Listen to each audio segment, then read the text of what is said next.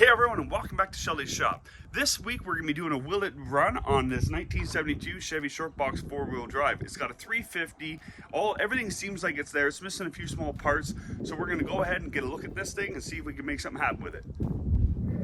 So here's some winch controls. That's why this battery negative terminal is on this side. Not terminal, battery hookup is on this side. That must be the power feed for it. Old school stuff. And that explains the winch bumper without a winch in it. Oh, it's not connected. All right, I knew there was a Holly in there, but it doesn't look as bad as I thought. It's free. Distributor cap's missing. Power steering pump's here. All the belts look like they're on. Missing spark plug wires. It's got a set of headers on it. Don't really notice anything else that's jumping out at me from this side. It's got fluid in it, so power steering shouldn't be burned up. Go to the other side here. Some old hose here. Oh, good, we got, oh, look at that rat nest. Woohoo! And we've had some burn coming down off of her. This thing. Man, some people never treated their trucks very good. Just doing what they could to keep them on the road. I guess that's what trucks are meant to be for, but when you get a rare truck like this, it's kind of a little shameful to see them in such a state, but we'll bring this one back. We got big plans for this. This is probably the most desirable truck I own, actually, is this one here. She's rough now, but when we're done with it, this thing will be minty.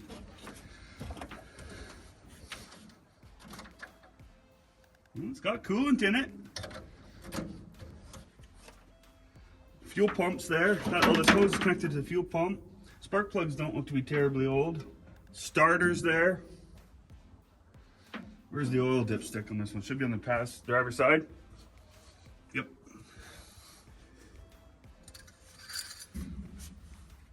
There's oil on the dipstick. See if I can navigate this back down in there. Now, next thing I want to try and see if this thing will turn over. I might have to move you all so I can get in there, or maybe I can zip up over the passenger side. Hopefully you don't fall when I step up on this big bumper. All right, that's so if you put a little pressure on the fan belt, you should be able to turn the fan. Oh, I felt a little bit of movement there. Engine's moving. I'll try to set you guys up so you can see a little bit. As you can see, you should have a good clean view of the bottom crank. I'm gonna put some pressure on this belt.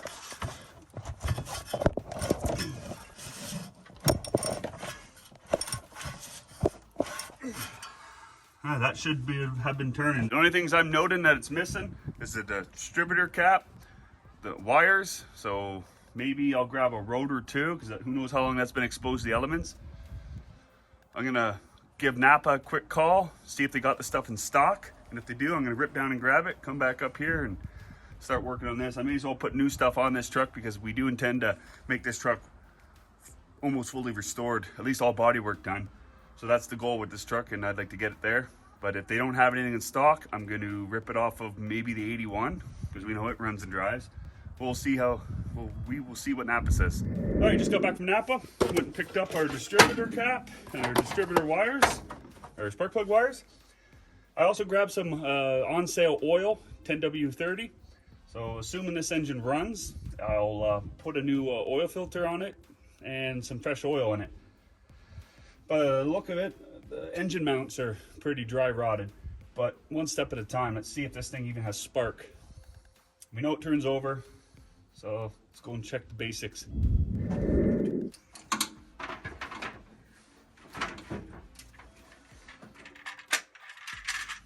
So in here, there's a notch there, and if you feel right there, it's where the notch wants to sit. So it should just kind of fall down in there like that.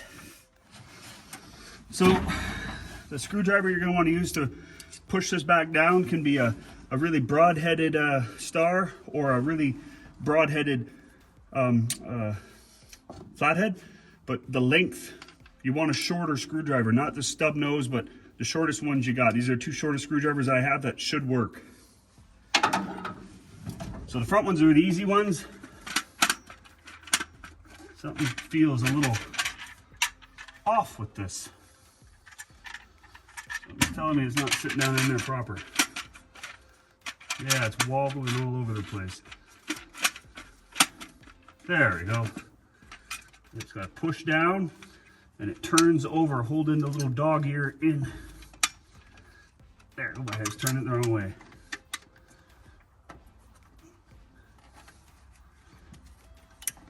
So there's 2 here and there's 2 more on the back. Oh, this is in there tight, and this one's too long now. We'll use your shorter one, and even it is a bugger.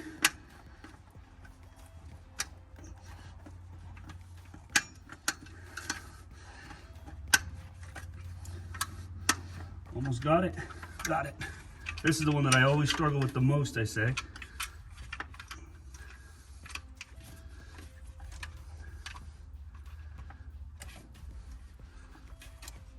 Oh, nice. Okay. That was not as painful as it can be for me. So on here, on the very top, it's labeled what each one does. So there's 1 spot for each thing. This big thick one here, connection always goes in here, always in the closest to it. Clips on, done. Then there's this one, which is your power, and I believe the power goes here. Nope, sorry, it says right there, tack and battery.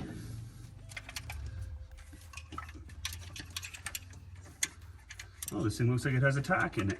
We're not going to worry about that right now. I don't even know if this truck has a, I don't know, this truck might be factory tack. That'd be cool. Pushed up in there. So now this truck should have power to the coil. And this, I think, is for a tack. It doesn't look factory, so it might be just an aftermarket tack, in which case I don't care about it.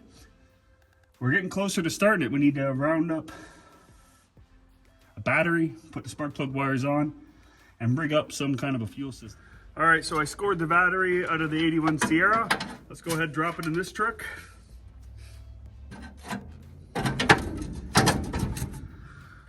I like to watch for smoke whenever I hook these up for the first time. Hell, I don't even know if this thing has an ignition in it, but no sparks, that's always a good sign. So it means the ignition's not on, nothing's drawing power. These are pretty loose.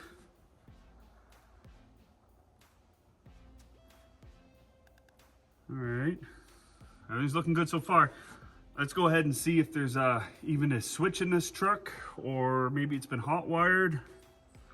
The interior is pretty grimy, not like the 81 Sierra, but well, it's an old truck. It's been sitting around for probably 20 years if I had to guess at it. So let's go ahead and get a look at that. It is a tight squeeze in here. That's only about 1.5 feet, maybe 2 feet at most. And this door, my thumb almost gets caught in it every single time. Oh, yep. This thing is really loose.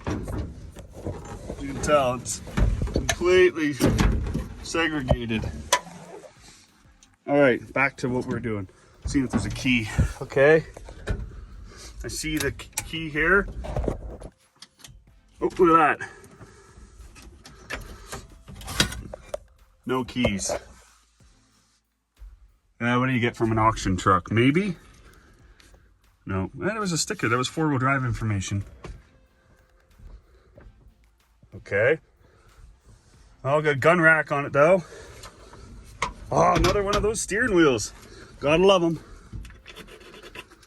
Okay, get focused. We have power in this thing now. That's dangling here. I could get a spare ignition and key. I could slide that in and see if we spark over. I'm gonna run to the shop real quick, grab what the part I need, and we'll be right back. And boom, right here. Sweet. Looks to be brand new too. And then there's the company and dash bezel screw holder thing. We don't need that right now. Let's get this out to the truck. But this is really simple. These push in to allow this to slide on and off. And it only goes on one way.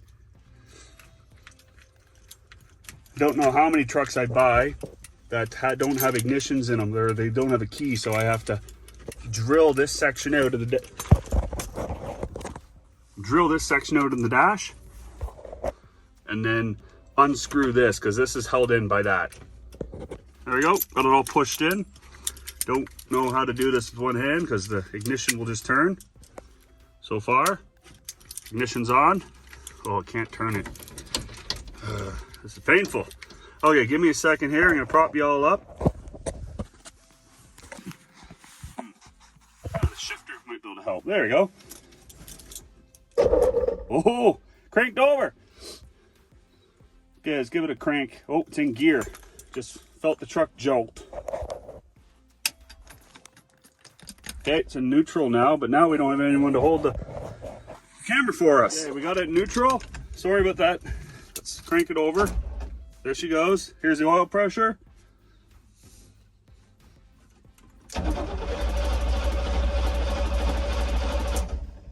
Cranking over is fast. All right. I guess the only thing we can do now is put spark plugs on, check for spark. Got my trusty pattern I built for when I did the video on the 81 Sierra. Will it run? So I'm gonna go ahead and follow this. This is pretty simple stuff. I'm gonna probably flip us over to a time lapse while I throw the spark plug wires on. It's gonna be done really loose. I'm not gonna do my best work.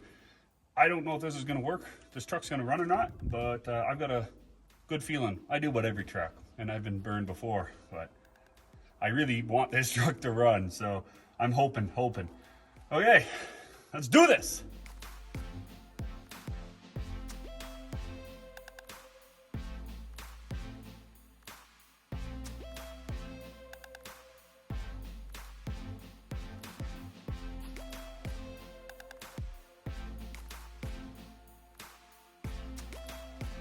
All right, so I got all the spark plug wires on. It's pretty simple.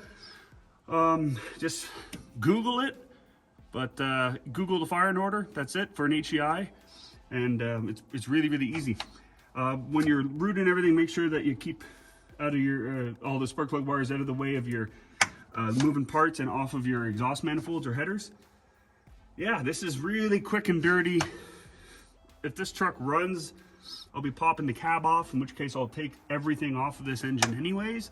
So this is just to see if it runs or not. I think we should take a spark plug wire off and see if she's got spark.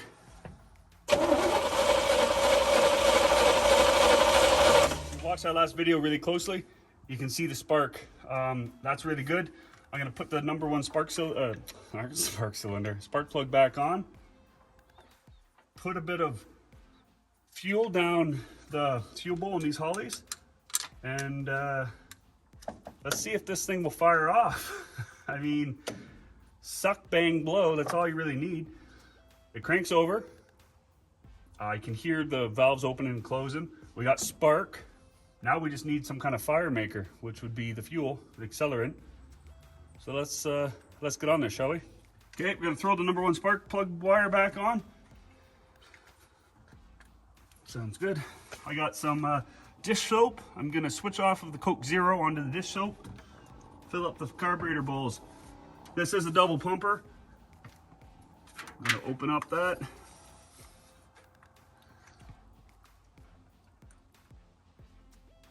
And I'm making one heck of a mess. Squirt a little bit down in there. Let's see if we can get this thing to run. You know, it's funny. I found this actually in the C60 when I first got it. It had fuel in it, so it was like apple juice yellow though. I'm gonna zip on over, crank it over, and see if this thing will spark off.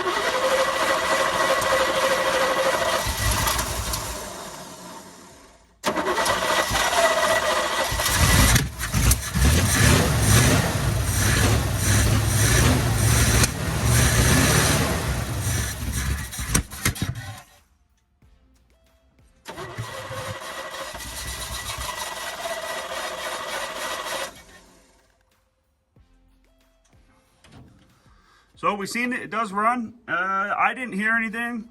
Don't know if anything was picked up on the camera, but it runs. It did have a major backfire. I'm gonna double check the firing order. And then if that looks good, I might check the spark plugs or hook a fuel system up to it so that I know it's getting constant fuel, assuming that the fuel pump works. I have a spare one in the shop. This thing is brittle as all heck. I do have some fuel line. I was gonna build a jerry-rigged fuel system for it, but I'm gonna double check the spark plug wires first, make sure that the firing order is correct. And when you do get a fire like that, the best thing to do is get it running and pull the fire back down into the carb and into the motor where the fire belongs. You don't want that spreading around. When you're working by yourself, you gotta think on your feet. I could see the fire through here. Honestly, it wasn't that bad. I'd like to see the video and see what it looked like, but from my perspective, it was manageable. All right, let's get on this, double checking the firing order and spark plug routing.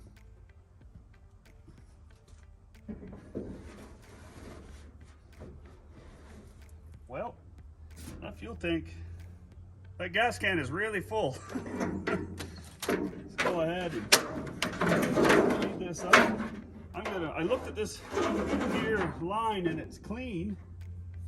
The inside of it's clean. So I'm just gonna go ahead and feed that down my fill neck.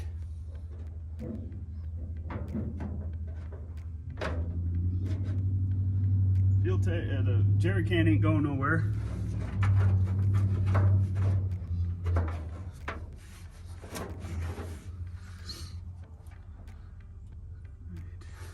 Move this. I think I'm ready to see if this sucker will fire and pull some fuel. So let's refill the fuel bowls one last time, and then we'll hop in there and crank her off. What I should do is hook up my remote starter, but the headers make it a real bugger to get down into the electrical on a starter.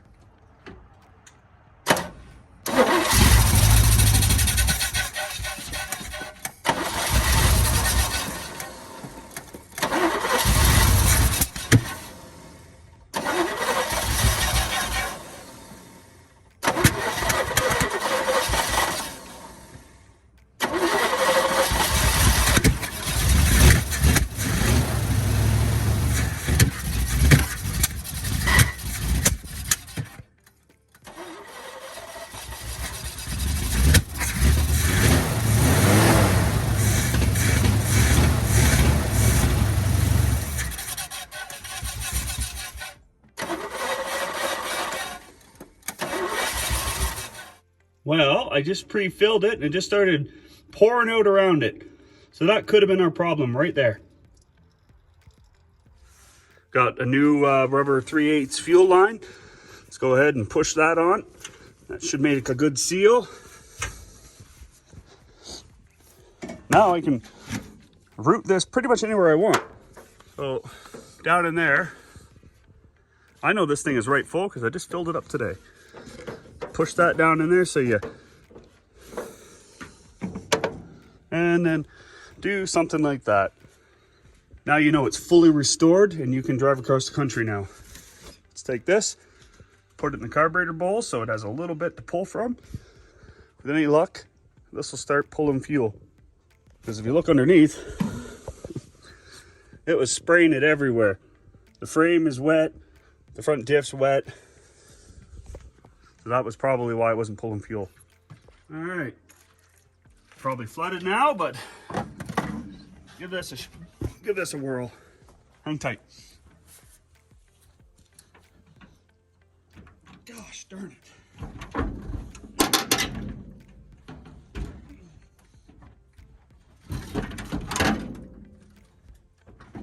Arnold!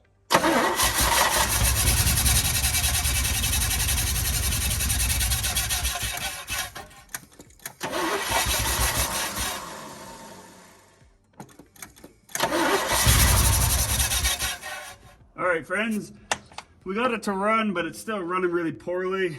That could be the carburetor all gunked up. Still has a bit of a backfire. That could be a bad spark plug, or yeah, I don't really know what's causing that. The timing could be out. Don't really know, but we need it to run in order to check the timing. I'm gonna give her some love taps. We don't know how long this thing's been sitting. So this might rattle anything loose that could be gone amiss in there.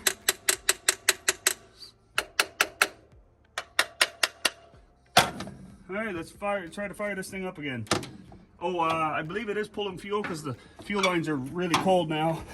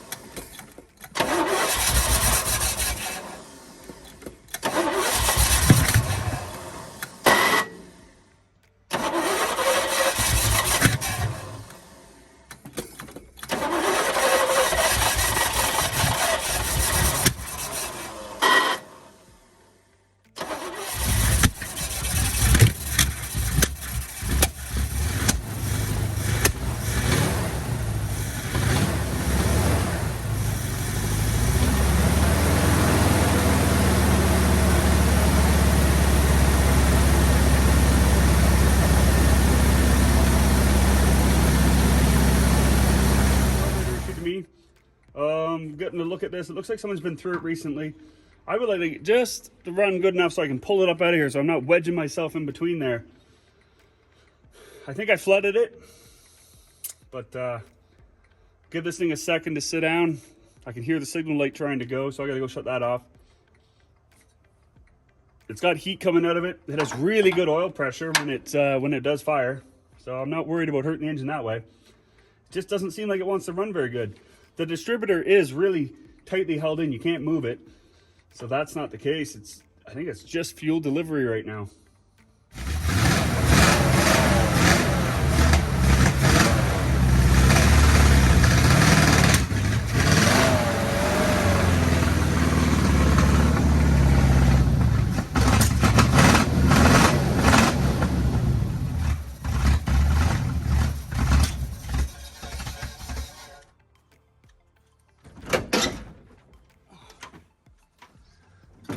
Oh, by the way, the clutch works. We got to run long enough just to get it up out of where it was sitting, a little more working room.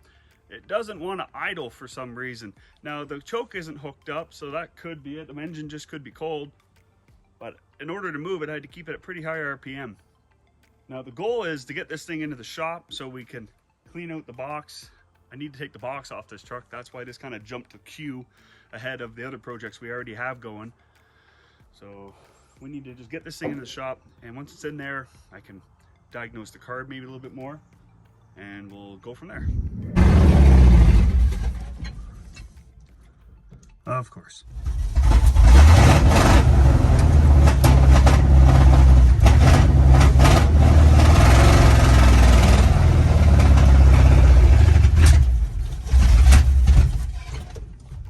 We can't die here.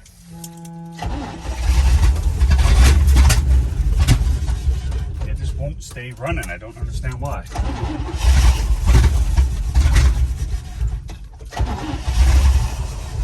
My legs get tired from pumping.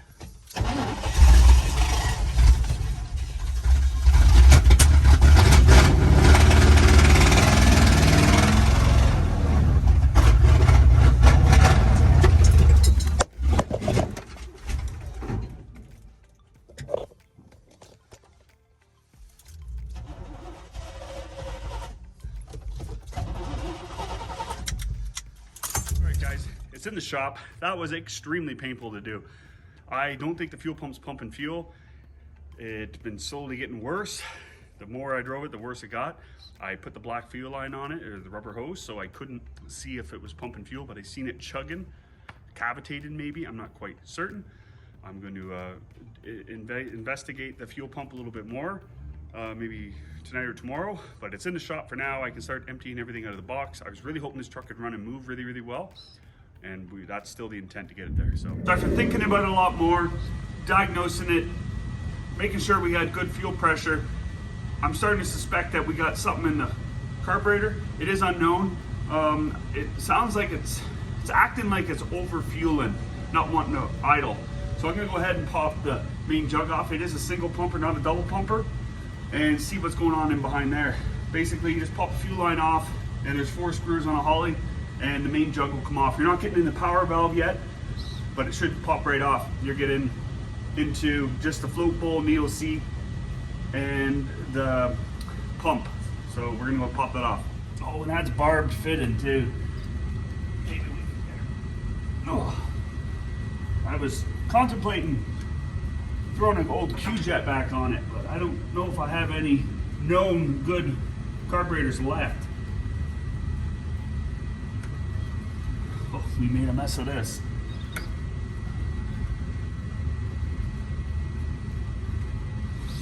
So it all ran back out of the fuel line. Now we're just gonna go ahead with a straight screwdriver and pop these off. That wasn't on there very tight.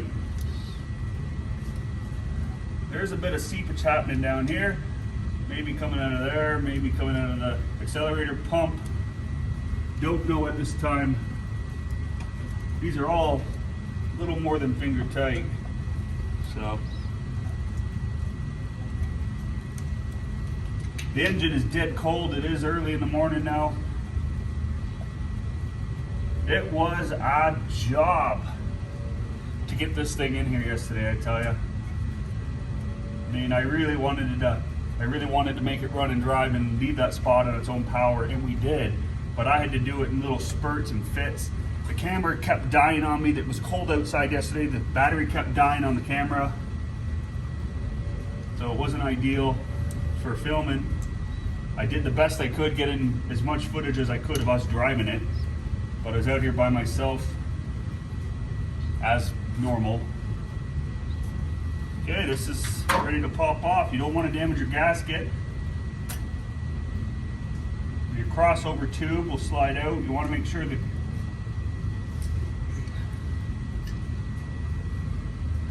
okay. A little bit of sediment buildup, some there.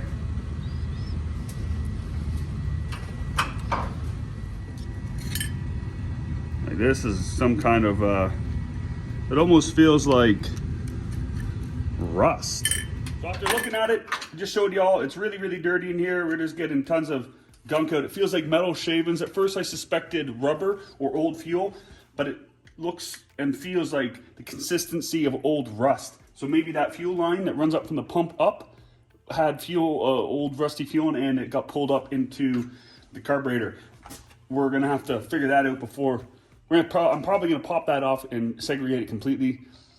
But what we're gonna do now, because there is dirt in the carburetor, this is not a full double pumper, it's a single pumper, but it has 2 bowls on it and maybe 2 2 power valves. And they're pretty hardy equipment. What we're gonna do to test this is figure out why it's over fueling. I'm gonna blow air into here, and it in the down position, it should allow full air movement like this. You can hear that. Now when this is in the up position, that should cut off all air or fuel movement. So when you flip this upside down, that's in the now the upward position. No, I shouldn't be able to blow any air through it at all. As you can hear, there's air movement.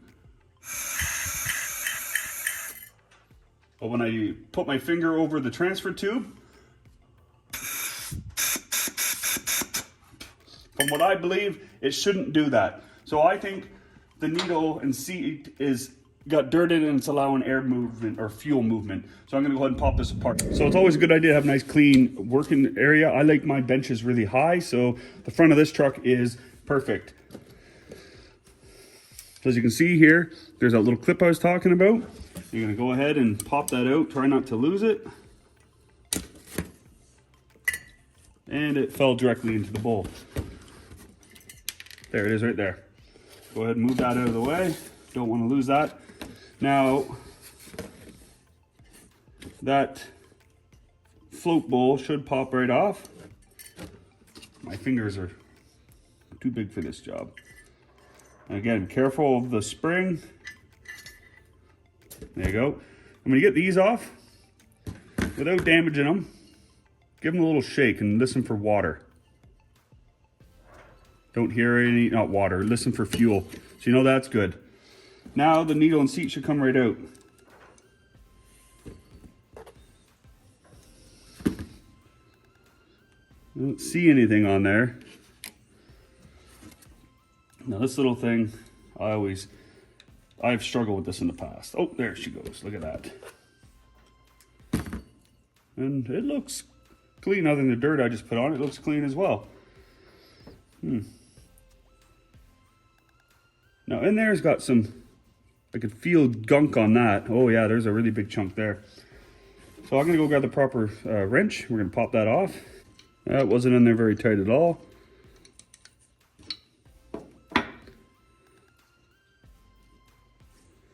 Ooh, little tight spot there. Really exciting stuff we're doing here today.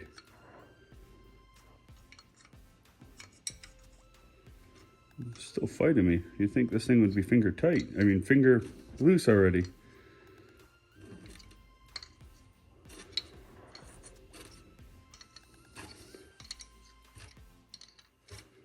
So I did call my father, who's a Holly whiz, and he was kind of filling me full of advice on what I should be looking for. There's an O-ring there. And we're down to the needle seat bed. And there is gunk all up in there. But I'm not convinced that this needle seat will stop fuel from going over to the crossover tube. Because this crossover tube runs over and there's a power valve in the other bowl. Well, let me think on this for a second. So this is with the needle and seat bed. That's the needle and seat. Slide together.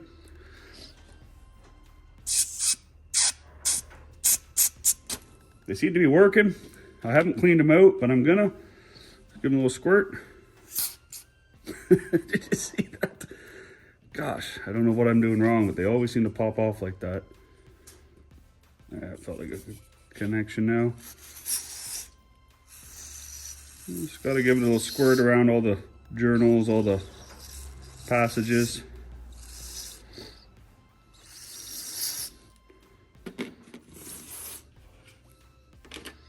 I like cardboard or a nice white rag. That gives me the feeling that I can see any dirt that comes out. That wasn't even dirty. Okay, so now for this guy, got all that gunk down in here. Give that a blast out.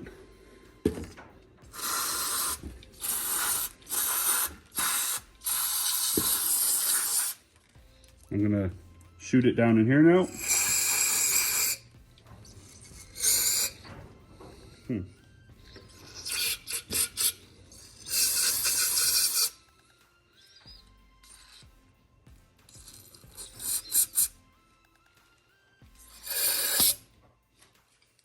Keeps doing that to me. Not a big deal. I think the next step for me now is to investigate the power block a little bit more. So what I'm gonna be doing now is pulling the jets out and giving them a look. I can see a bunch of dirt built up on this side over here of this jet and a little bit on this side. So we're gonna yank these out and see if we can see through them at all. So far I'm not seeing the red hair in here. So still a little perplexed on what the actual issue is. You know, maybe just pulling it out of the truck knock the dirt loose. Like, they can be rather finicky. I can see air going through on this one as well. That's shocking.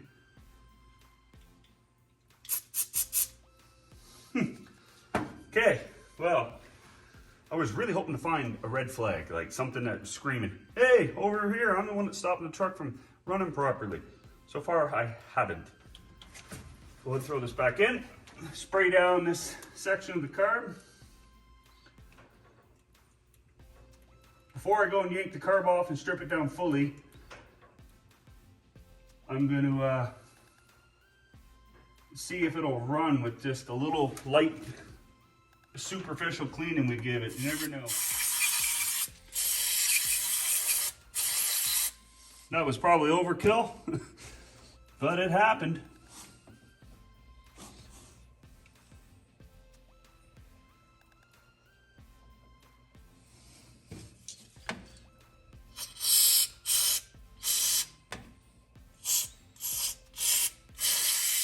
Nothing's been, I have a feeling that this carburetor was clean until we fired that truck up. And I thought I was pulling good clean fuel into it, but something pulled dirt up and gunked up this carb.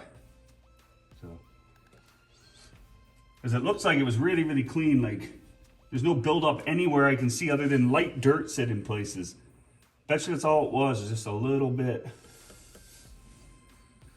I should pull that back bowl off if I'm going to reassemble this carb and just see what's going on back there. I just got to say that you should always respect the people that know more than you. My dad's been a mechanic his entire life, working on boats, trucks, quads, you name it. He knows a lot about carburetors, especially about Holley's. That's his preferred carburetor. And he told me there was another float bowl in the back, and I said, no, it can't be. Well, there was. And look at how dirty this sucker was. This thing is filled. So just like the other side, this is the crossover tube's entrance. So I'm going to put air pressure here and see if it allows any by. Well, it's going to allow fuel by because it's in the down position, but so now it's upside down. It should be stopping air. It should be stopping my air or fuel from going through. And it is. Okay, I'm still going to take the liberty to take it apart and clean it, but it's still dirty. So let's go ahead and clean this up. It's the exact same procedure as this side, just reverse because it's opposite.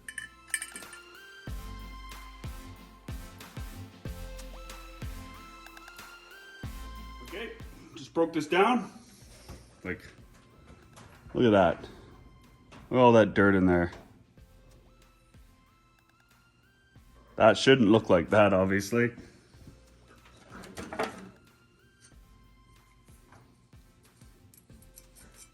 Just covering it. That's way too much. When you grab it with your hand, that feels really, really gritty. That's either coming from inside the fuel pump, which is highly unlikely, or that fuel line, that steel line that runs up from the fuel pump up, or it could have been sitting in there for years. I don't know. But I'm gonna take that steel fuel line off and switch it out for a rubber one that's new, and I know the condition of it. All right, let's go ahead and clean all this up. Inspect the back bowl. It should just be a power valve, and then we'll start reinstalling this stuff. And blow out any passageways with your brake clean, or sorry, your carb cleaner. Let's go ahead and get on this.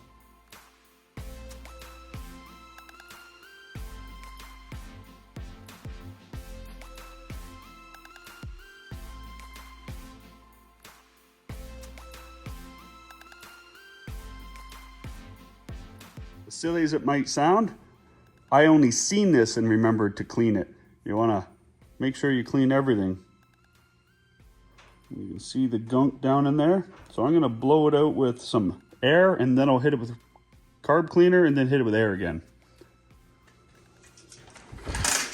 Don't lose your gaskets.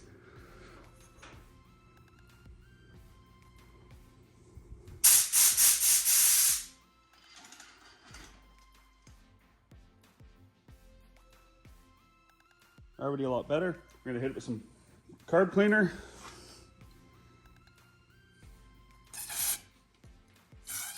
Ooh, Buster, run, buddy. And then one more time with air just to confirm. That's all it takes is those little grains to get caught up. Front and back bowls are both cleaned out now. We did have air or fuel going by the back bowl. That could have been our problem with it overfueling. We are going to put the bowls back on and give it a shot. I sprayed everything down. I checked the vents. Sorry, not the vents, the jets. There's 2 power valves in this one. I checked the back power valve. I tried to get on camera, but it was too awkward of a shot and it wouldn't have displayed very well. So I sprayed everything down in the back. Now what I'm gonna do is just double check my gaskets, confirm that they're not torn or dirty, and make sure your gasket face is nice and clean on both of them, which these carburetors are, other than the chunks of dirt, they were spotless. Yeah, everything, all the hardware, all the gaskets and seals and everything all look good on it. So I'm confident about putting this thing back together. And if the problem persists, we'll rip it off the carb, we'll rip the carb off the truck, either replace the carb or dive into it deeper. I could ultrasonic, I could strip it and ultrasonic clean it. We'll cross that bridge if and when we need to. So let's go ahead and get these bowls back on.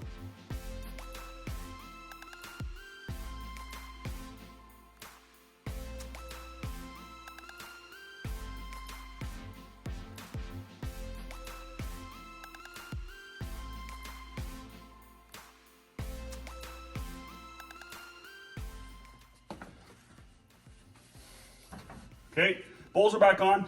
I got thinking about it. I'm not going to remove that steel line, although I believe it is the culprit. What I'm going to do is I remove the old the old rubber line. I'm going to install new rubber line, but I'm going to add in a fuel filter. I want to see if that was my problem to start with, because we didn't hook this thing up to the factory tank, and there's only 2 steel components from this rubber hose to that, the fuel pump and that fuel line. And I'm curious to see what it is.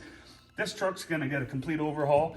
So we're just trying to make it run right now, and it didn't do that very good yesterday. So we're just doing what we can for today. So that's what I'm gonna do. Okay guys, I got my remote starter hooked up. Let's go ahead and see if this thing will start and run relatively normal. Hadn't put any adjustment to it, just gonna see if it'll fire up, pull some fuel. Let's go from here. I already put fuel in the fuel bowl a little bit.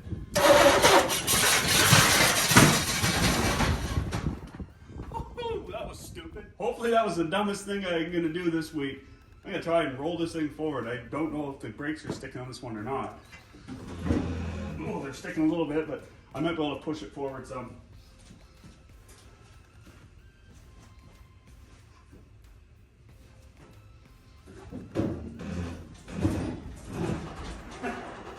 Oh, frig, man.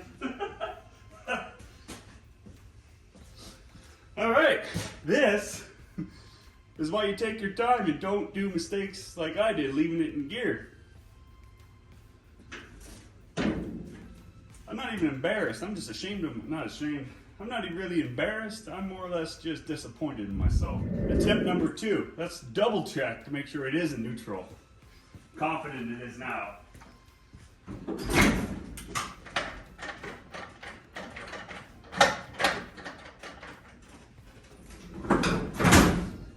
Neutral to me. I like to leave the door open when I'm doing stuff like this in case it has a runaway.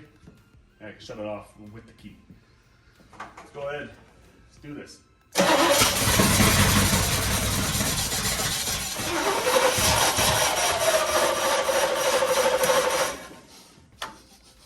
I don't think that's flooded yet. It is pumping fuel up to the fuel bowl now. God, I really need a proper squirter for this.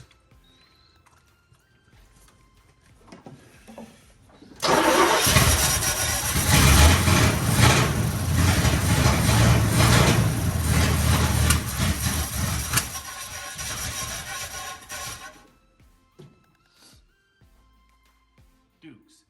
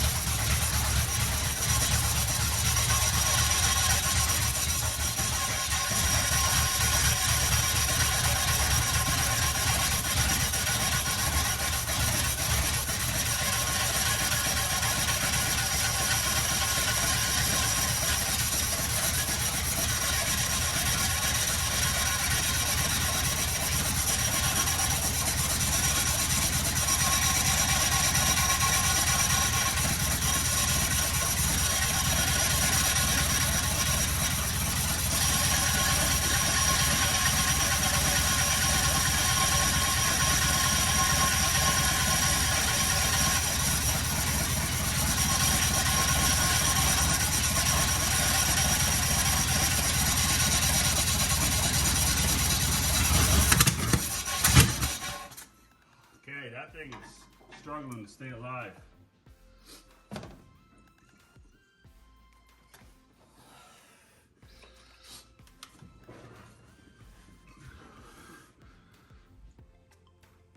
Squirters are working. The bottom plate doesn't seem like it's moving.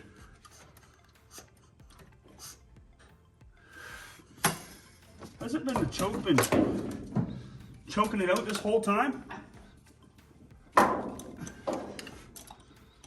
So let's break this down.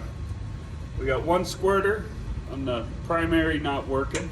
We got the secondary not opening. And we got backfiring.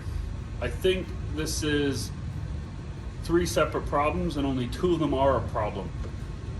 The reason why the secondaries aren't opening up because this is a vacuum secondary and they won't open unless it's running. The squirter valve, the squirter only pumping fuel out one side is probably dirt clogging it, so I gotta rip the carb apart. And the backfiring is most likely ignition related. I'm going to tackle this one problem at a time, but if it is a problem with the ignition, it could be that it's stuck in advance. Maybe it's seized up. I've had that happen to me. So I don't want to try to fight everything all at once. I'm going to stay focused on the carburetor for now. If we can get that carburetor to operate the way it should, we'll help narrow down the overall problems.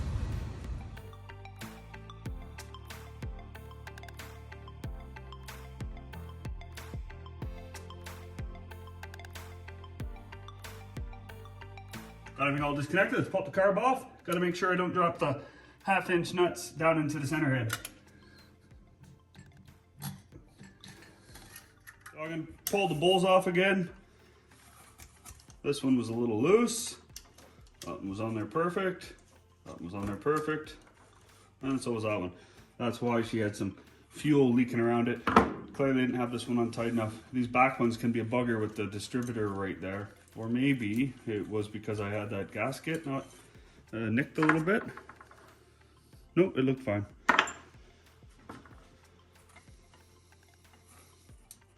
Buster was starting to get offended by the smell of all the fuel that's been... A lot of fuel is in this garage right now, the smell. I got the windows open. So don't you worry. Nice little up top. We got our pipe that runs across here.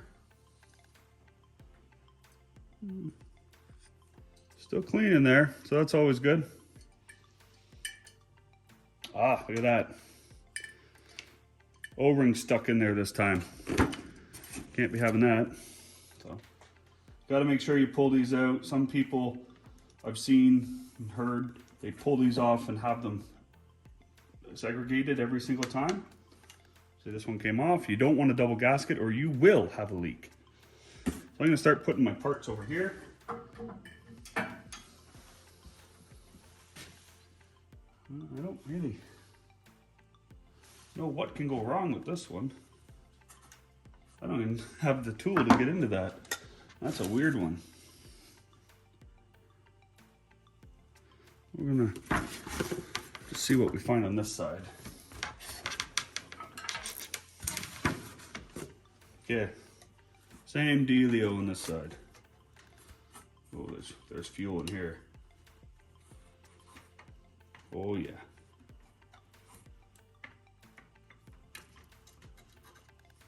You know what? There was no fuel that came out of that back bowl. Interesting. That's interesting. I don't know if it's supposed to have fuel in there or not. To me it should. It's got a float bowl. I've been learning a lot today, to be quite frank with y'all. I knew enough to get me by, but when you get I've had worse carburetors on the inside run fine after it's a very mild cleaning. My friend down at Crazy J Classic Works, he's a real mad mechanic, and he's very meticulous, and he works on carbs.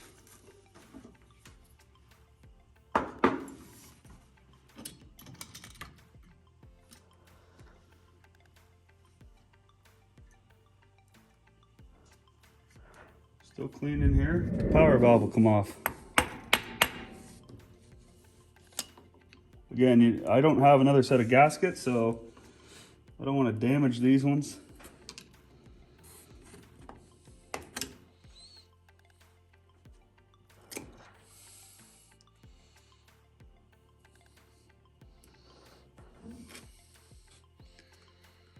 It all looks clean in here.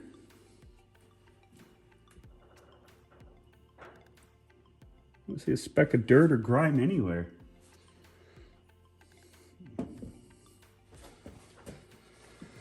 Need a better light. Let's grab the one up here.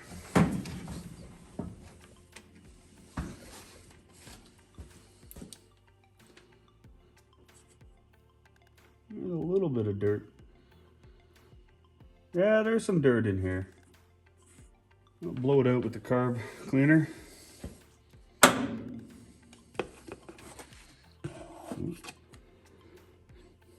Watch that.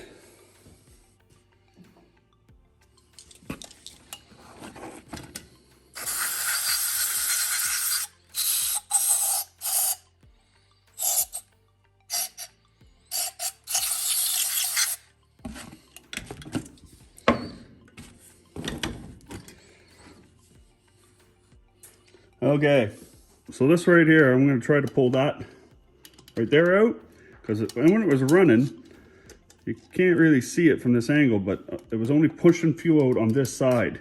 And it should be squirting equal amount on both sides when it's on its primaries. So I'm going to get that out and blow air back through it with the air compressor and see if that'll clean out any junk, because I have a feeling that's all gunged up. Carburetor all back together, cleaned it up. The main focus for me at this point was cleaning out the primary squirters. So I'm gonna throw this back on the truck and hook everything back up and see if we can get a steady idle out of this thing.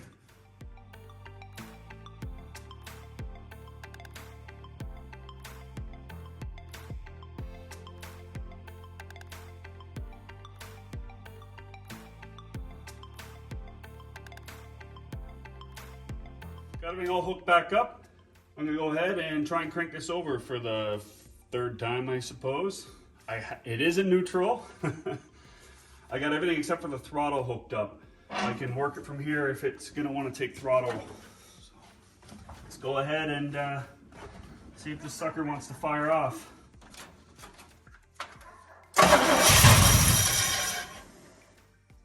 Okay.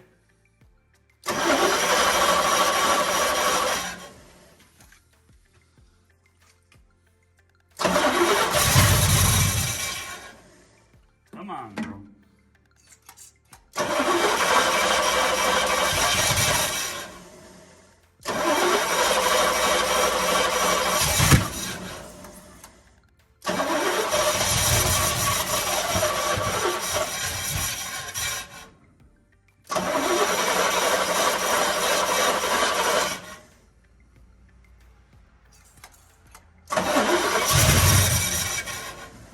It's trying, I think.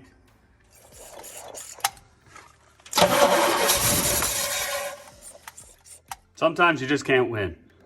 It sounded like it was trying to run relatively normal, and now it's not pulling fuel. Just fighting an uphill battle both ways. And the starter, I noticed, with the garage door being open, I noticed that the starter was wobbling. It went down there, and the 9/16 bolts that are holding it on were finger tight. So that's never good. So I tightened those up, obviously. Still got to figure out why it's not wanting to pull fuel now, but we're onto it. We're starting to hone it in. It ain't gonna be perfect, but we're starting to chip away at our problems here. So yeah, we just need to pull some fuel, see if this thing actually wants to run or not.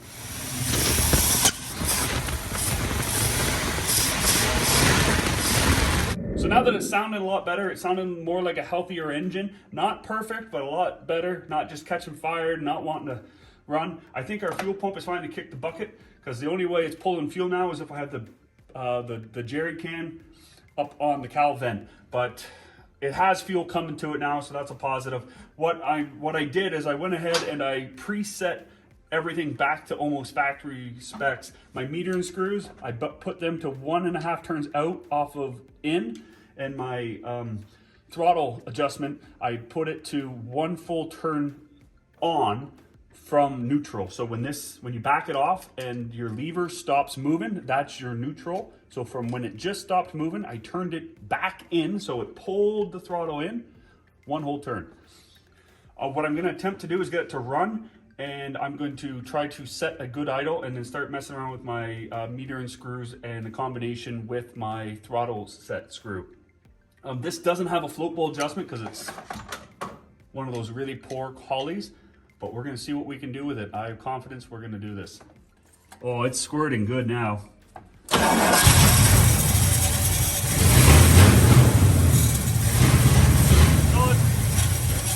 It doesn't want to idle, so I'm going to hit the idle adjustment screw in.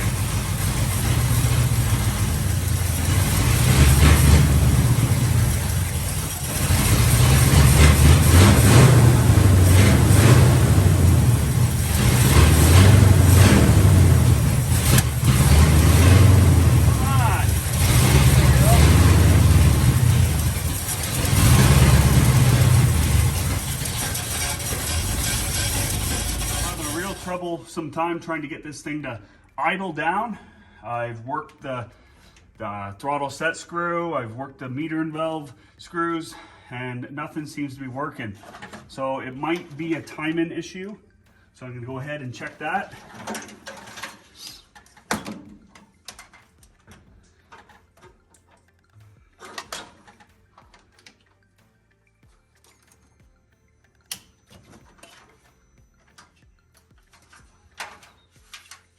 I put a white mark on my harmonic balancer. Let's go ahead and fire this bad boy up. Where's my? Here it is.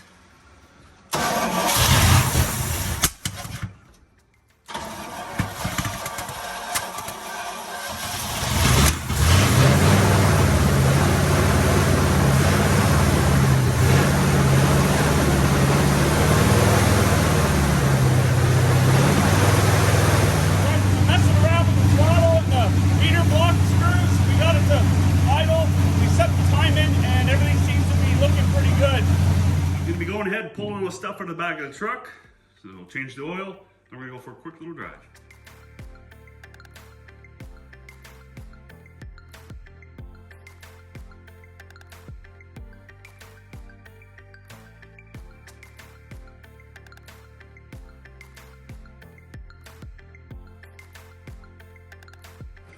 All right, about to drop the oil here.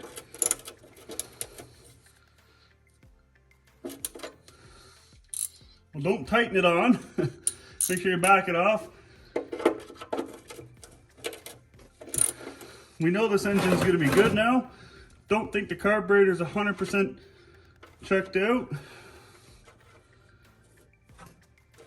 Want to clean up around here. Less stuff to fall into the pan. This oil is hot now.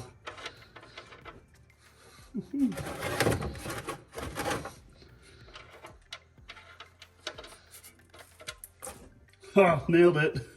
It's not that hot actually. I was expecting it to be a lot warmer.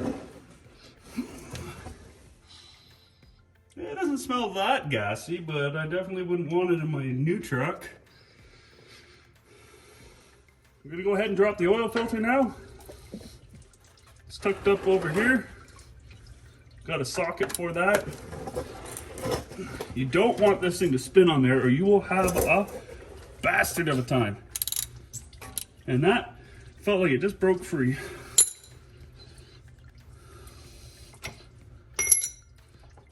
That's good, that's what I want. Oh, and we're already getting the oil everywhere.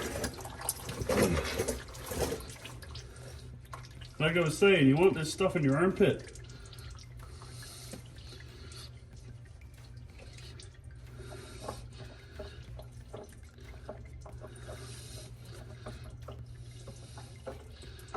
Yep.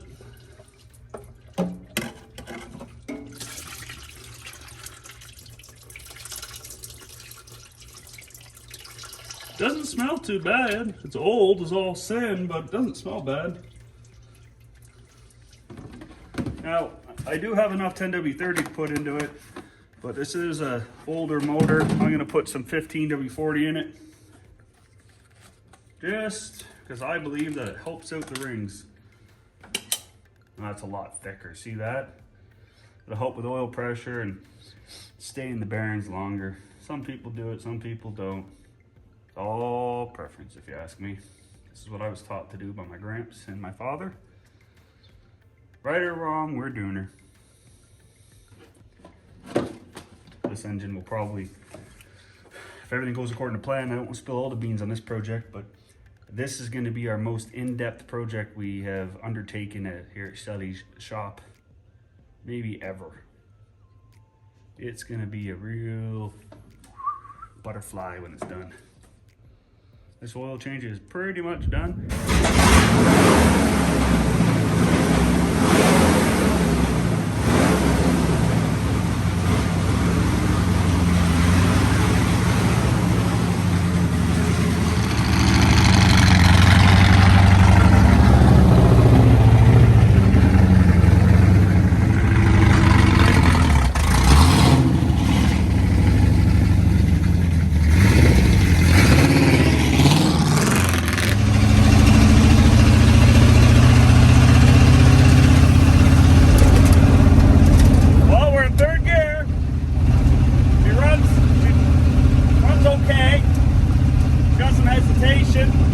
Doesn't want to be in third gear right now. Oh, went squirrely there. And no rear view mirrors right now. This is truly why Alberta's the best province. This thing's road legal.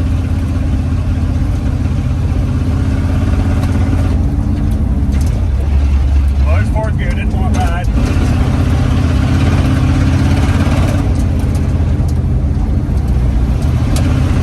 That's a preliminary run. Got a lot of work to do before I take it more than a few kilometers. This is good. I can tell with some suspension work and brake job, this thing will be a good runner. And when it's not raining rust down from the roof, that's next on the list. And we just died. Pull her over nice and slow like. See if I can get her out here in this field.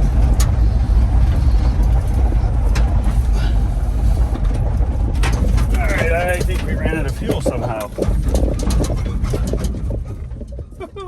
Well, sometimes this happens. Let's go have a look, see what we got ourselves into. Well, we're back on the road. Starting to self a fuel. The fuel pump's really weak. But we got really good fuel pressure. Temperature's good. That's good. Speedo works. Fuel gauge, no idea. Life's good. We just got back from the drive. We're back in the shop. Let's go ahead and check the oil. Oh, she's really down in there.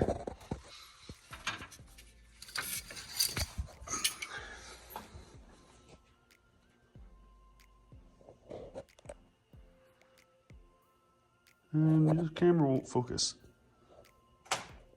Well, I can't get the camera to focus. It's full. I'll stick that back in there. So one of the biggest problems I'm having with this truck is that this hose was sloshing around in the gas tank here, and it was losing fuel pressure because it was popping up above the fuel level and sucking in air. So I devised this plan. This is a piece of aluminum aluminum pipe tube. I cut the end so it looks like that. Pushed it through the filler neck. Slide it in the tank. And now you should have a tank that doesn't leak, and this can go all the way to the bottom, and it won't suction itself to the tank because it's cut in an angle. If you're concerned, you can loosen this off. And for the purposes of moving this thing around my shop, we got ourselves a fuel tank all rigged up, and we can shut the hood fully now.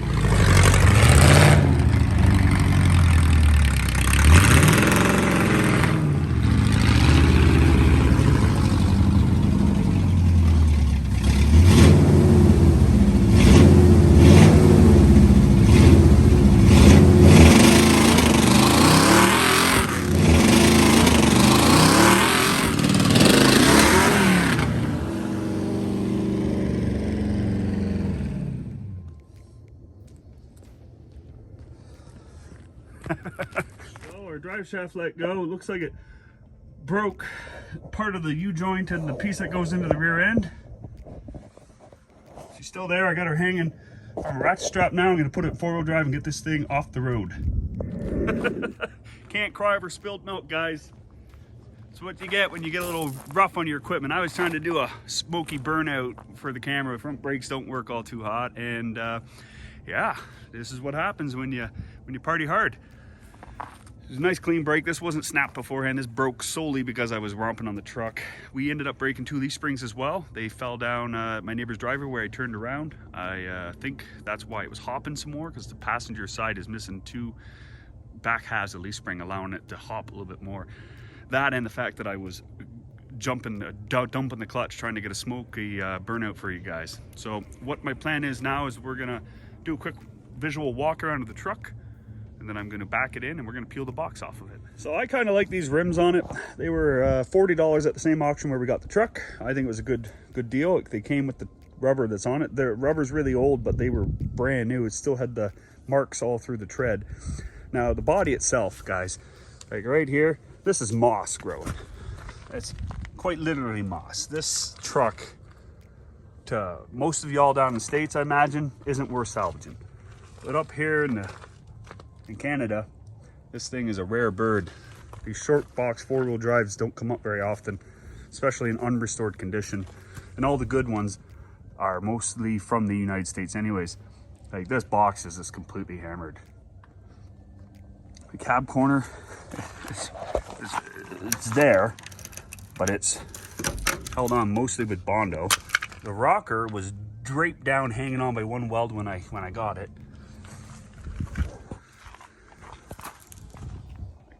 The roof skin itself isn't bad, but then when you get up in here, I don't know how well this will pick up on camera. This moves is just pushing it on with my finger. If you pay attention in the video, every time I hit a bump, it would fall. When I was attempting to do the burnout, it would fall down too. Like it was a truck's been painted minimum one time. At the end of this video, I'll add a couple pictures of when we got the truck. The bumpers.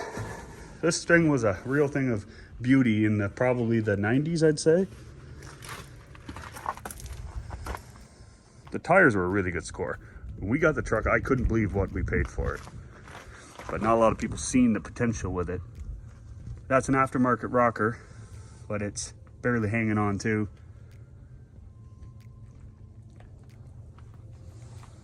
Yeah, it's just an old four-wheel drive. And it looks like it's a dark purple from my perspective. This is, well, that actually might be steel. I was gonna say that's Bondo, but it's actually not a bad fender. I might have to keep that one. And it looks like it might be the factory because I see some Omaha orange there.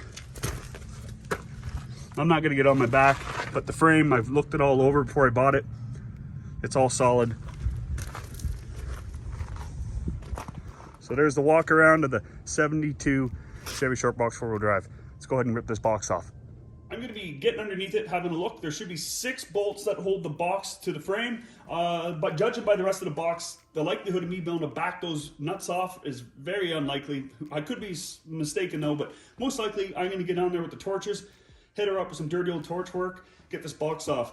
Before I lift it, there is, however, the electrical needs to be disconnected. If it doesn't have the factory plug that pushes together and goes through the rear cross member, it might be hardwired, in which case I'll just cut it. But it should be as simple as disconnecting it, unplugging it. Then we got to get the box liner out. It's held in by a bunch of 1/2-inch sheet metal screws, and then I'll get my jig and lift this off. It's that simple. It's just kind of, when you work on a really old vehicle like this, it's just really dirty work, and it's not something I look forward to. I ended up breaking my good pair of safety glasses yesterday, so I'm gonna have to be wearing my backup, which hurt my eyes a little bit, so I might be a little slower today, but we can still do her. So let's go ahead and get on this. Got the box bolts all cut. I think it's loose on the back now. The front might still be connected on. I'm not sure if I have any slag holding them on. It's really awkward cutting. No matter how you hold the torch, it seems like the slag flies back at you. So I tried to get some footage of it, but I don't think it's gonna be useful. Yeah, we're gonna go ahead and get this box liner out now.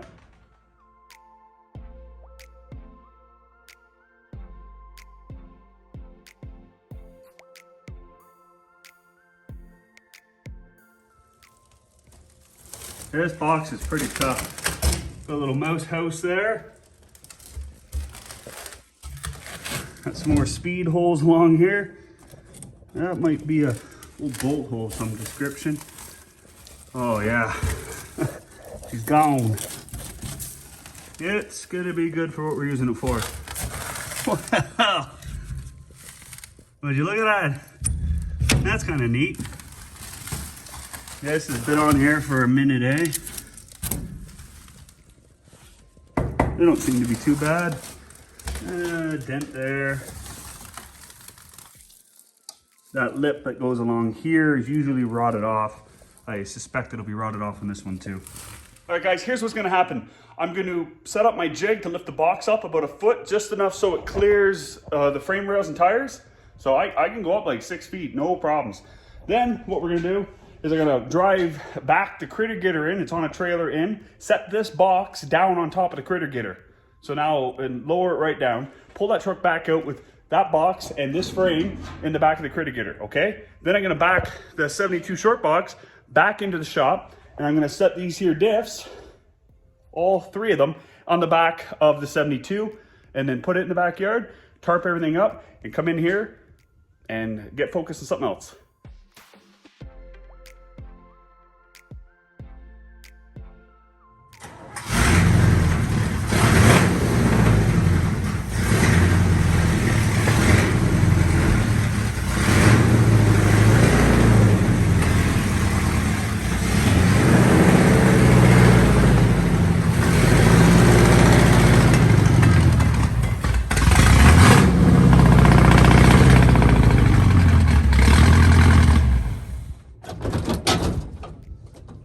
Absolutely rust free now. Well, the frame doesn't look bad. Worse than I thought, but a lot better than some, especially from Eastern Canada.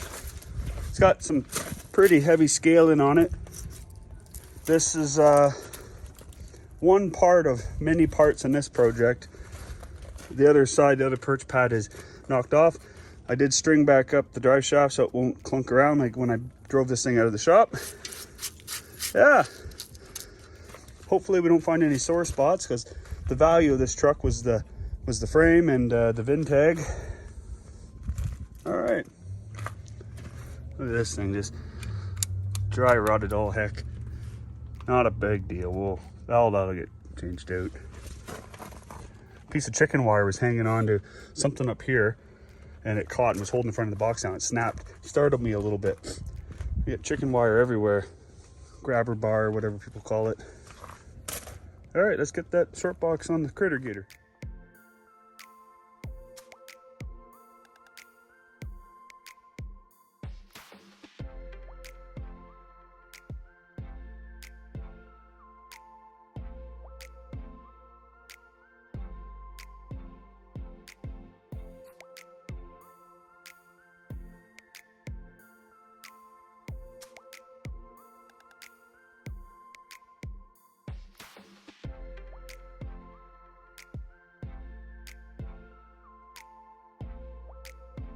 This old girl's got a lot of junk in the trunk. look at that squeeze down she's got sitting here. I mean, this is a lot of weight for a little old half ton to carry.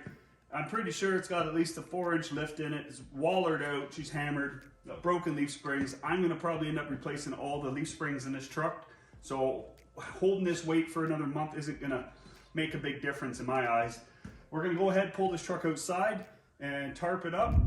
So I don't know how well this will come up for you guys, but here it says 650 CISL. And then here it says Vancouver's oldie station. And this looks like an old school radio from the 40s and 50s. So that tells me this vehicle spent time, or majority of its time, in Vancouver. So yeah, my guess on this thing being a West Coast truck was, I would say that's pretty strong proof that I was correct on that. I had never seen that sticker on there until today. Well, I'd seen it, never paid attention to it till today.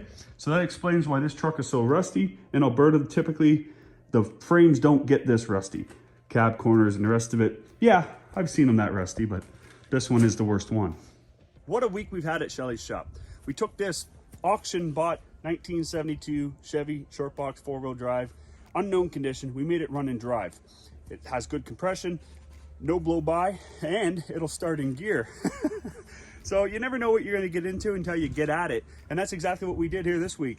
We found a truck, needed some love, as always. We applied it, and we had some good results. Not always will you get good results. This carburetor was actually surprisingly clean, but it was just dirty enough to stop it from running properly. There's still a bit of dirt in there. I haven't done a detailed strip on it because I don't really need it. I didn't need it to work in order to do the video this week. We just needed it to run and drive to get it into the shop and get the box off. But we made a video out of it. I hope you enjoyed it. Now we know we have a good run and driving truck. I'm gonna put a distributor on it, a fuel pump because it's leaking, and a new carburetor and intake probably for the future on this truck. And it's really gonna smarten it up. So yeah, if you watched to this point, thank you. We really appreciate it. And as always, like, share, and subscribe. Cheers.